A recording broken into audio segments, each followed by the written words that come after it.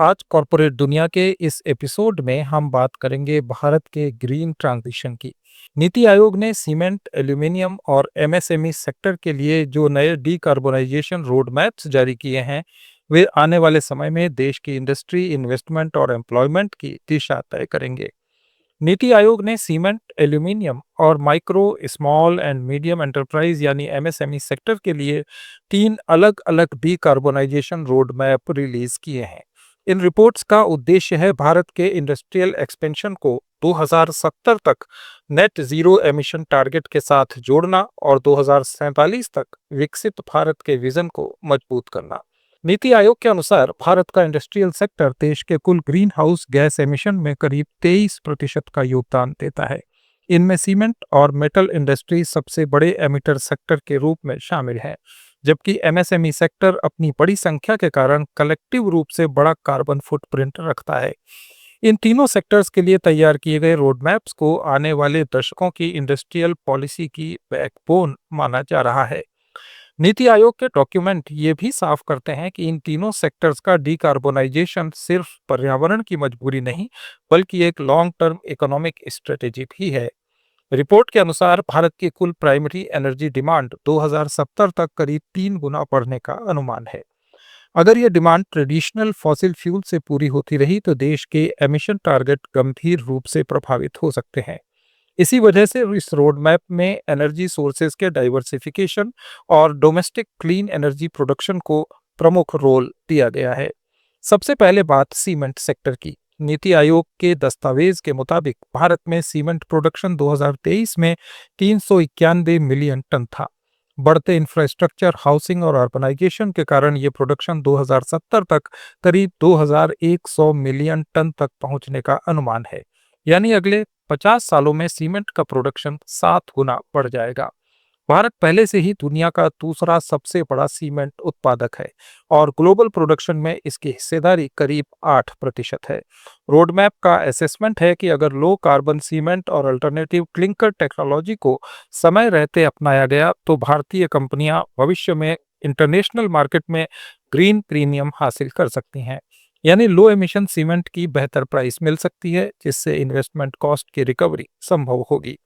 लेकिन इस एक्सपेंशन के साथ एमिशन को कंट्रोल करते रहना सबसे बड़ा चैलेंज है। फिलहाल भारत में 1 टन सीमेंट के उत्पादन पर औसत 0.63 tonne carbon dioxide equivalent emission होता है। रोडमैप का टारगेट है कि इसे 2070 तक घटाकर 0.09 से 0.13 टन CO2 प्रति टन की रेंज में लाया जाए। ये लगभग 80% से ज्यादा की एमिशन इंटेंसिटी में रिडक्शन होगा। नीति आयोग के अनुसार सीमेंट इंडस्ट्री से होने वाले कुल एमिशन में से लगभग 55% लाइमस्टोन कैल्सिनेशन जैसी केमिकल प्रोसेस से आता है, 33% ऑन साइट फ्यूल कंबंशन से और करीब 12% इलेक्ट्रिसिटी कंजप्शन से। इसी आधार पर इस रोडमैप में 3 मुख्य सुझाव दिए गए हैं। पहला, कोयला और पेट कोक के स्थान पर रिफ्यूज डिराइव्ड फ्यूल यानी आरडीएफ और अन्य अल्टरनेटिव फ्यूल का बड़े पैमाने पर इस्तेमाल। दूसरा, क्लिंकर टू सीमेंट रेशियो में कमी लाकर फ्लाई ऐश और स्लैग जैसे सप्लीमेंट्री मटेरियल का ज्यादा इस्तेमाल। और तीसरा, लॉन्ग टर्म में carbon capture, utilisation and storage यानी CCUS टेक्नोलॉजी का पायलट से लेकर स्केल अप तक विस्तार। नीति आयोग का अनुमान है कि अगर ये उपाय टाइम बाउंड तरीके से लागू किए गए तो अकेले सीमेंट सेक्टर से ही 2050 तक हर साल 150 से 180 million ton carbon dioxide emission कम किया जा सकता है। अब बात एल्यूमिनियम सेक्टर की। Aluminium production highly power intensive sector है।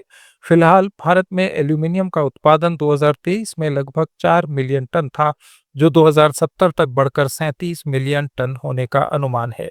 ये करीब 9 गुना ग्रोथ दिखा रहा है।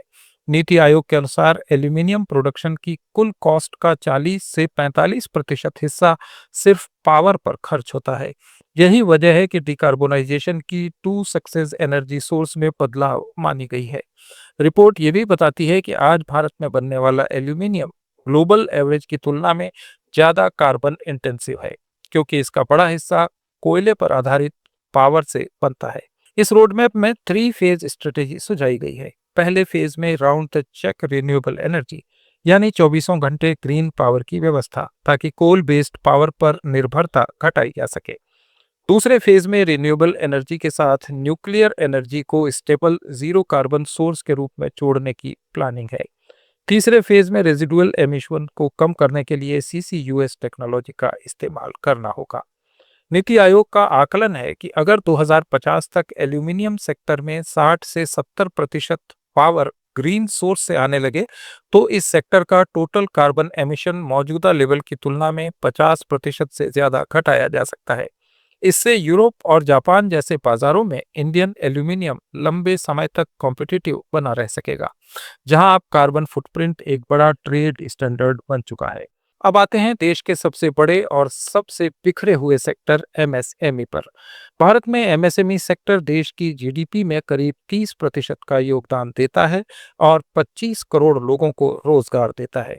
टोटल एक्सपोर्ट में इसकी हिस्सेदारी 46% है। लेकिन नीति आयोग के अनुसार 2022 में इस सेक्टर से लगभग 135 मिलियन टन कार्बन डाइऑक्साइड निकली। रोडमैप में MSME के लिए 3 मुख्य पिलर तय किए गए हैं: एनर्जी एफिशिएंसी, ग्रीन पावर और अल्टरनेटिव फ्यूल। एनर्जी एफिशिएंसी के तहत लक्ष्य है कि यूनिट आउटपुट एनर्जी कंजम्पशन को कम से कम 20% घटाया जाए। इसके लिए high efficiency motor, advance boiler, heat exchanger और मॉडर्न मशीनरी को प्रमोट करने की बात कही गई है। ग्रीन पावर के लिए रूफटॉप सोलर और ओपन एक्सेस रिन्यूएबल पावर को प्राथमिकता दी गई है।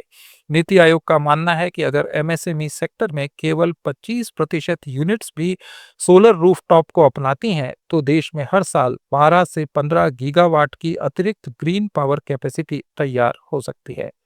अल्टरनेटिव फ्यूल के रूप में नेचुरल गैस, बायोमास और कंप्रेस्ड बायोगैस को प्रमोट करने की प्लानिंग है। इसके लिए सिटी गैस डिस्ट्रीब्यूशन नेटवर्क को इंडस्ट्रियल क्लस्टर्स तक तेजी से विस्तार करने की सिफारिश की गई है। रोडमैप में एक और एलिमेंट जोड़ा गया है: ग्रीन सर्टिफिकेशन और carbon accounting system. NITI Aayog के अनुसार छोटी इंडस्ट्री को सिंपल और low cost emission measurement framework दिया जाना चाहिए, ताकि वे बड़े कॉरपोरेट बायर्स की सप्लाई चेन में बने रह सकें। रिपोर्ट चेतावनी देती है कि अगर MSME अपना कार्बन डेटा सर्टिफाइड फॉर्म में प्रेजेंट न कर पाए, तो वे आने वाले वर्षों में ऑटोमोबाइल, टेक्सटाइल और इलेक्ट्रॉनिक्स जैसी एक्सपोर्ट बेस्ड वैल्यू चेन से बाहर हो सकते हैं। नीति आयोग ने यह भी सुझाया है कि पब्लिक सेक्टर बैंक और NBFC मिलकर ग्रीन क्रेडिट लाइन शुरू करें।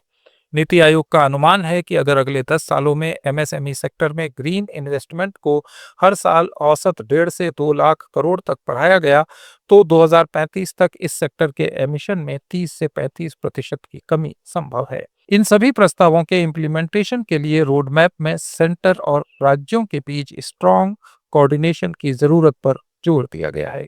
रिपोर्ट कहती है कि land power distribution, local pollution rules और इंडस्ट्रियल क्लस्टर पॉलिसी जैसे विषय राज्यों के अधिकार में आते हैं। इसलिए डीकार्बोनाइजेशन को केवल केंद्र सरकार की योजना बनाकर सफल नहीं बनाया जा सकता।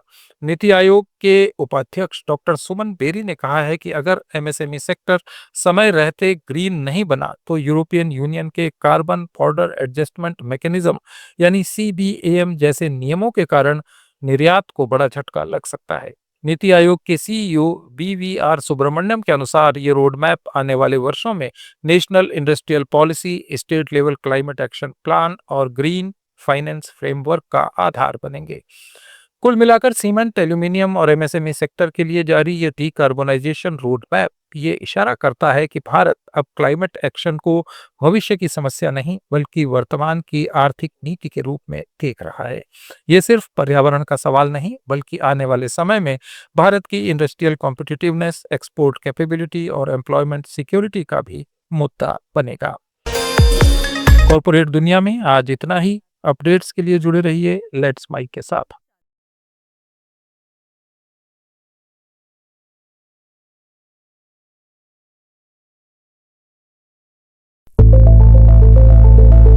It's time for news.